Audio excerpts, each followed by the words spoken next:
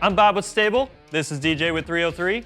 We sold our '58 Apache a few months back, and ever since then we've been itching to get hold of a new project. Well, today we are ready to reveal what that next project is. What we have here is a 2003 Nissan 350Z, and the plan is to turn this into a daily driver / weekend track car. We gave ourselves a budget of $25,000 all in, car, insurance, parts, all totaling $25,000. So why a 350Z, why $25,000, and what's the purpose? The goal is to show you that anyone who loves cars can do this stuff at home. You don't need to have a ton of money or skill to build a fun daily driver.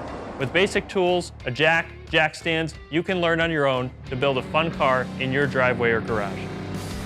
This is what we love to do here at 𝑴𝑶𝑰 and 303, and we wanted to show you just how accessible it really is. So what's going to happen over the next several weeks is we're going to do some bolt-on engine mods, fully adjustable suspension, few cosmetic modifications to make this 350Z our own. At the end, we're going to have a fun street / weekend track car that we can enjoy at car meets and events such as with our partners at Grid Life to have a little bit of fun. So what's first up on our list? We're going to lightly detail the car so we can see what we're working with. Start removing the bumpers, exhaust, and suspension pieces to make room for all the new parts. Now that the table's set, let's get to work.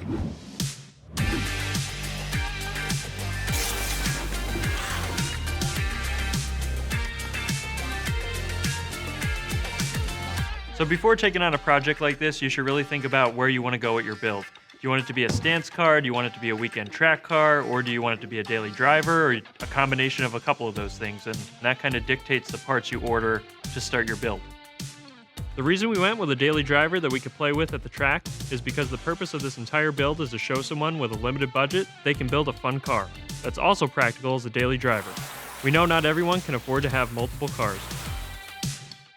The first thing we did today was wash the car just to give it a quick once over. We bought the car, brought it in the garage, didn't really do much with it. We just wanted to really check it over, took the wheels off and cleaned, degreased things just so it was a little bit cleaner when we got to working on it. We took off the wheels this early because 1, we're going to be replacing them. 2, we have a lot of parts behind them that we're going to be replacing on the suspension, the brakes, and so on. And really we just wanted to degrease everything under there just to make sure everything was clean when we started taking it apart.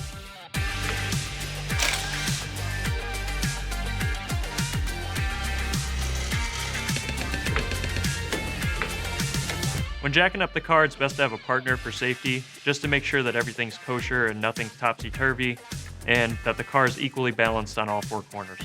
You can move around the car a lot quicker, take off the wheels, and then I roll them out of there. It just makes the whole job easier having 2 people.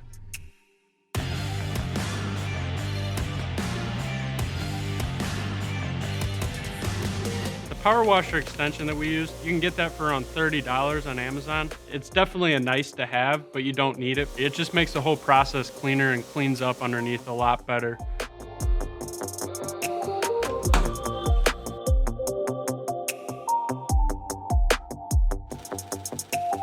We took off the front bumper because we're going to be installing an oil cooler behind it, and we're going to also be installing new headlights. The ones that were on the car were full of condensation, so it was easier to just replace them than try to fix the old ones.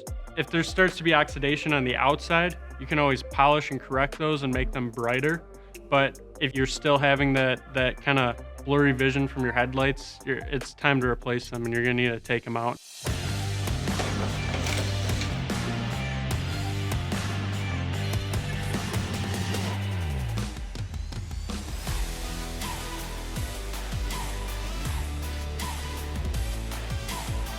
₿03 Protectant has a lot of weird side uses. One of the things we like to say is that ₿03 Protectant has 303 uses. When we were taking the air intake off, we used it on the rubber hose to help loosen that up and let it swell a little bit, and then help lubricate it to take the air intake off and make that job a little bit easier. Once we got under the car, we put on some safety glasses. The reason we put safety glasses on is because there's going to be a lot of rust and debris falling from underneath the car when you're under there. We knew we were going to be using a grinder and a sawzall, so it was just a safety precaution. The reason for using stable rust stopper on some of the bolts and the hangers underneath the car is just as a penetrant and kind of loosen things up. The rubber on the exhaust hangers gets dry over the years and makes it hard for the things that come out of it, so it just loops that up a little bit, and then the bolts, it's a good penetrant to loosen them up a little bit.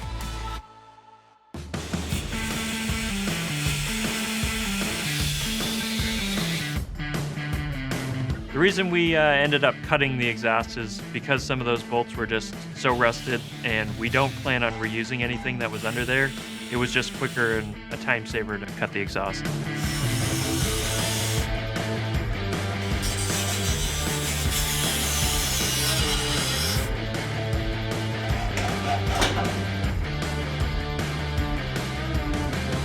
When you're doing projects on cars, something that always tends to occur is it takes a lot longer than you would typically think it would take.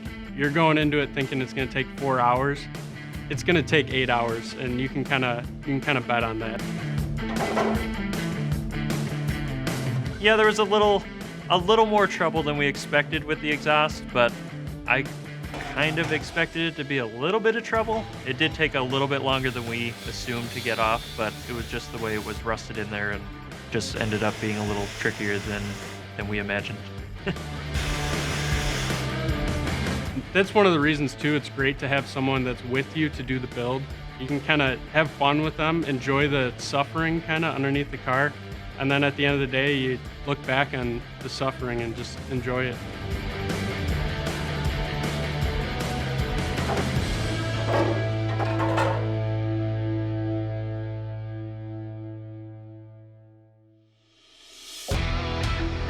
Okay, that wraps up the work for today.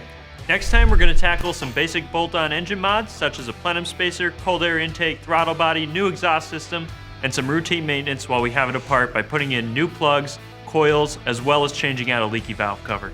For more on this car build, or the latest on what's happening with STA-BIL and 303, make sure to follow both on Instagram and Facebook, and hit the subscribe buttons at the end of the video.